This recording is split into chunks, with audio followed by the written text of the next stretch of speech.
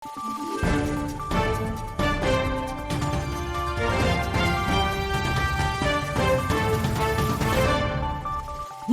araw, Pilipinas! Ito ang Valiente News hatid sa inyo ng Office of the Vice President.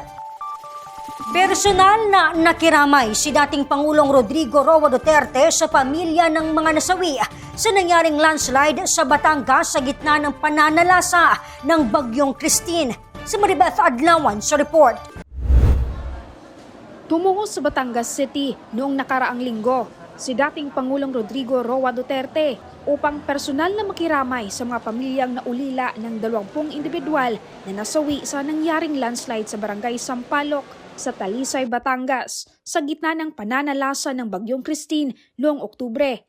Hinikayat naman ng dating Pangulo ang mga apektadong residente na magpakatatag.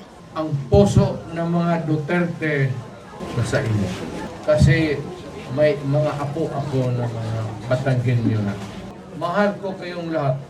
Let us start from the beginning. Dahan-dahan lang, kaya ninyo yan. Tamang Batanggenyo matatapang at hindi nagsusurrender. Sa datos mula sa mga otoridad, 17 sa mga rehiyon sa bansa ang apektado sa pananalasa ng Bagyong Christine na pumasok sa Philippine Area of Responsibility noong ika-21 ng Oktubre.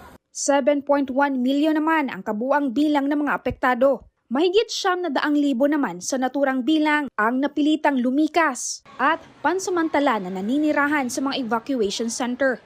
Maraming infrastruktura ang pinatumba ng bagyo, kabilang na ang mahigit 80,000 na kabahayan. Di rin nakaligtas mula sa hagupit ng Bagyong Christine ang sektor ng agrikultura kung saan libu-libong ektarya ng pananim ang nadanyos. Ako po si Maribeth Adlawan, lahat para sa Diyos, bayan at pamilyang Pilipino, Valiente News. Abangan! Tanggapan ng pangalawang Pangulo nag-abot ng tulong sa mga nasalanta ng Bagyong Christine. Paparating pa ng mga bagyo, pinaghahandaan na ng OVP. Ako si Claudette Loreto para sa makabuluhan, naninindigan at matapang na mga ulat at impormasyon. Maraming salamat.